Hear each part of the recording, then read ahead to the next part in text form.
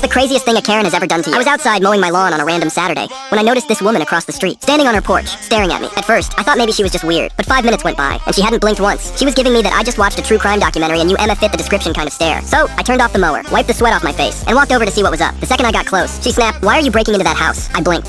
Because it's my house?" She narrowed her eyes and said, "No, it's not. I saw the real owner the other day. She's an older woman. You're clearly trying to rob her." I explained that older woman was my mom, but she didn't believe me. In fact, she doubled down. "You can't lie to me. I've seen enough movies to know what you're doing." Before I could even finish explaining, she whipped out her phone and called the cops. I just stood there, staring at her like I was the crazy one, while she's on the phone describing me as a suspicious man trespassing. I'm standing there holding a lawnmower, wearing a shirt that literally said, "World's best son." 5 minutes later, 2 cop cars pull up, and she runs over to them like she just solved a murder case. "That's him? That's the man trying to rob that poor old lady's house." The cops walked over to me, trying their hardest not to laugh, before I could even say a word. My mom came outside. She was wearing a bathrobe, holding a cup of coffee, and looking at me like I was the problem. She waved at the officers and said, "Oh, that's just my son. He lives here." Unfortunately, the cops turned back to Karen, and one of them said, "Ma'am, don't you have anything better to do with your life?" She didn't say a word. She just turned around and stormed back to her house.